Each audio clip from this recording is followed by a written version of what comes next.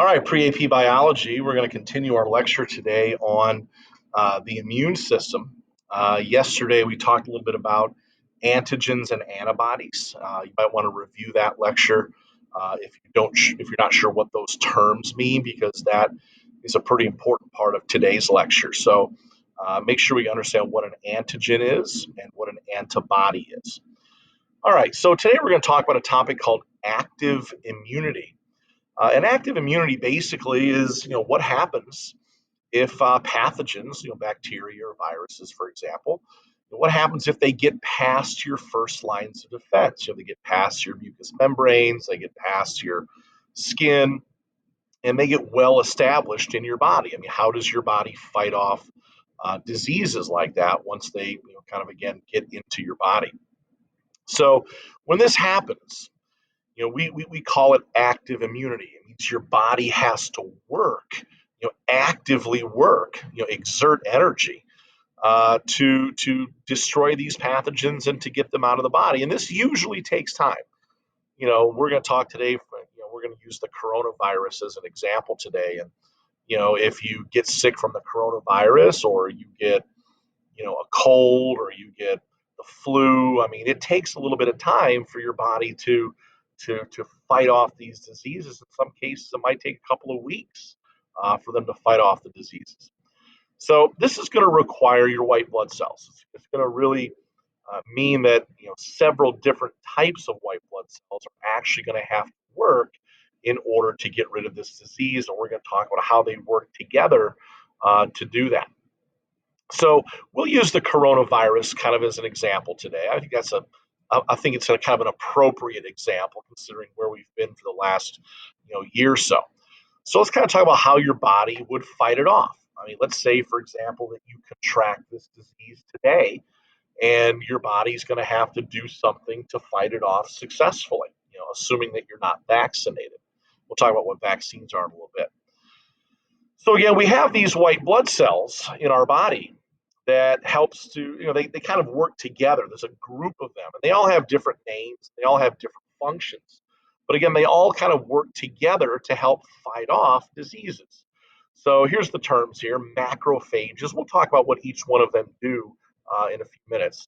Helper T cells. B cells are also known as plasma cells, but I'll probably be referring to them as B cells. Killer T cells, and also what we call suppressor T cells. So as I go through this explanation of how your body fights diseases, I'll kind of refer to each one of these and explain to you what they do during the process. So let's kind of take a look at what initially happens. Okay, step one is what we call the identification phase. So let's say these little blue guys here, let's say that these are the coronaviruses. And let's say that they get into your body and they're actively causing diseases, and you're kind of getting sick. What has to happen first for your body to fight off this disease? Well, the first thing here, okay, we have a special type of white blood cell. It's called a macrophage. And macrophages, kind of what is kind of shown in the picture there, they kind of gobble up these pathogens. They kind of actively move through your bloodstream, and if they come across any pathogen that shouldn't be there, if they identify any of those antigens on those pathogens that shouldn't be there, then they'll just try to get rid of it. The problem is there's not a lot of macrophages. They're kind of outnumbered by the viruses. So they can't really fight the disease off all by themselves. I mean, they kind of have to initially, start getting rid of the disease, or getting rid of those pathogens. But again, they can't really fight it all off by themselves. They need a little bit of help. So what the macrophage will do is it will send out a hormone. It will send out a signal. And it's kind of a signal to the whole body that basically says, hey, there's something in the body that shouldn't be here. And, we need to kind of work together to help get rid of it. Now, one of the things that this hormone does, and this hormone has a name, it's called interleukin-1. This is the name of the hormone. One of the functions of interleukin-1 is that it sends a signal to another cell called a helper T cell. And the helper T cell, I'll explain what it does on the next slide, but helper T cells are going to help fight the infection even further. So, that interleukin has to get sent out so that those helper T cells can get that signal so that they can come and help fight disease.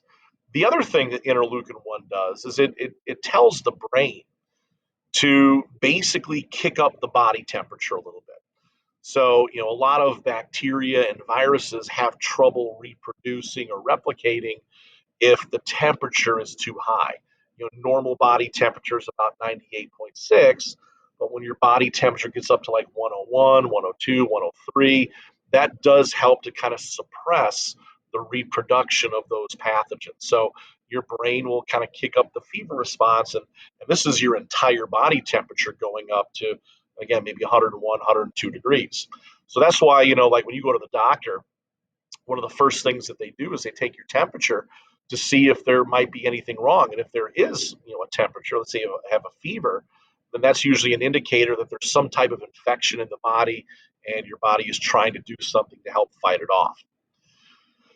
All right, now, as soon as the helper T cells get this signal, their job is to recognize what the disease is. This is a really important step because, for example, the coronavirus is completely different from the flu virus or a cold virus or the chicken pox or measles or strep throat. I mean, all these diseases are different.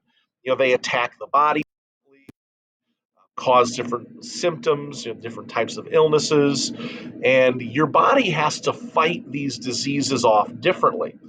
So it's really important that your immune system kind of knows what it's up against. I mean, what type of pathogen is actually in the body?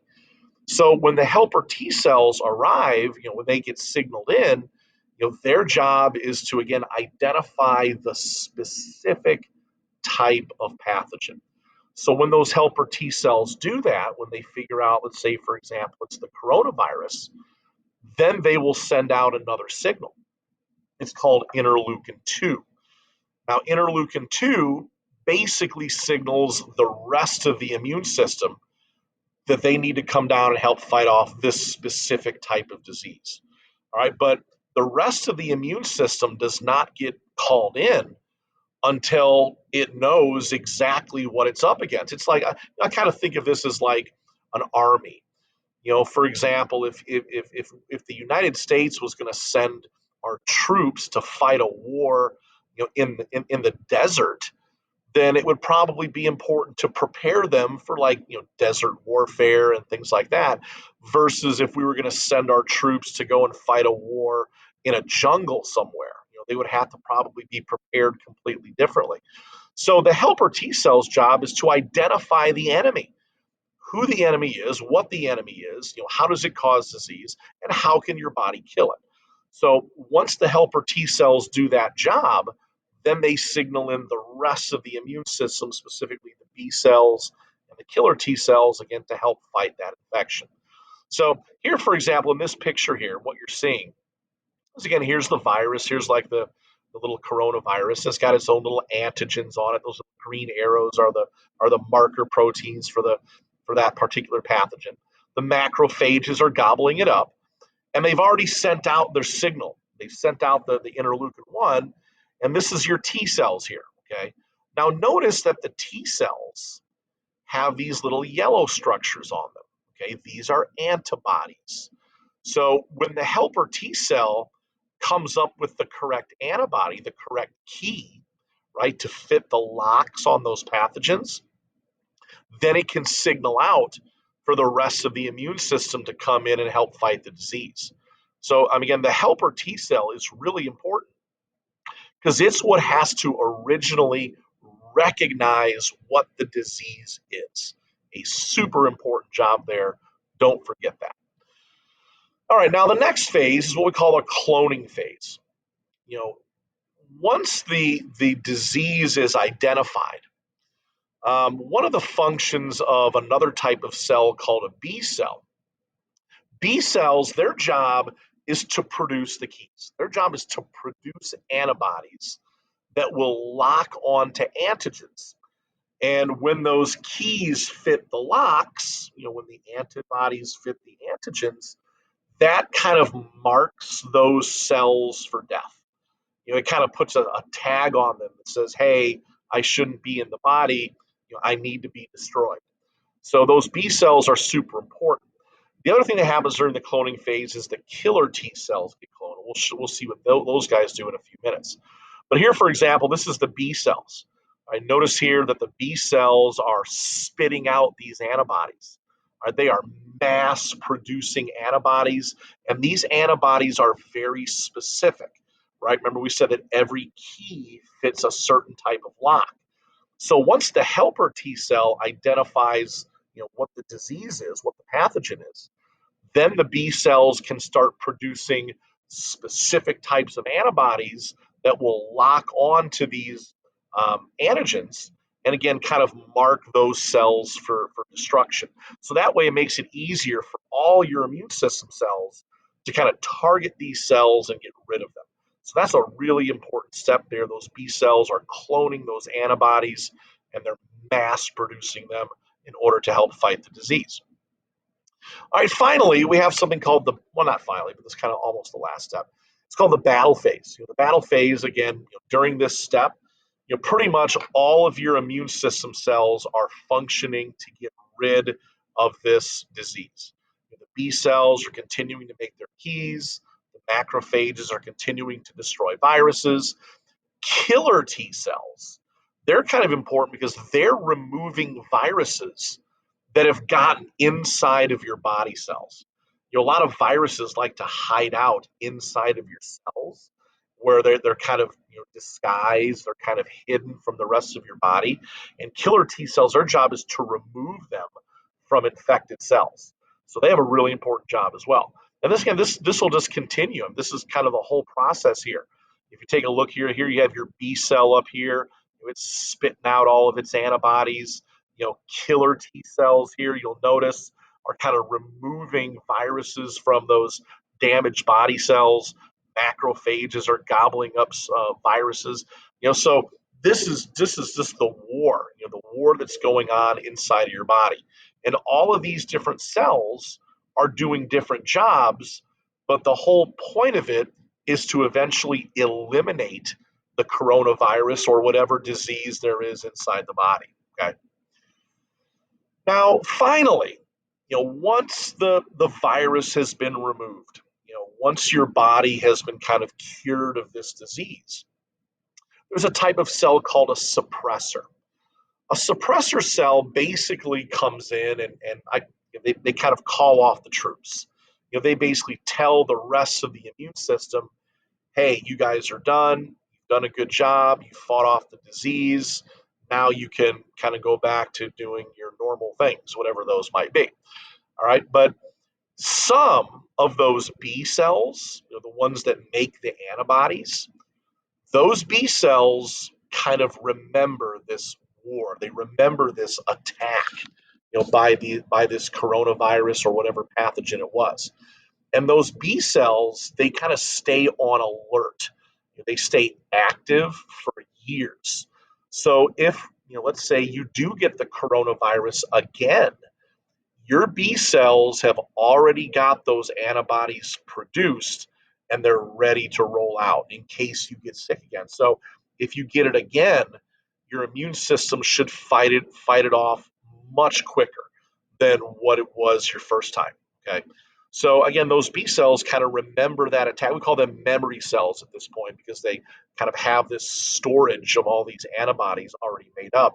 Instead of having to make them the first time, they're already stored, they're already made. So that's kind of a good thing.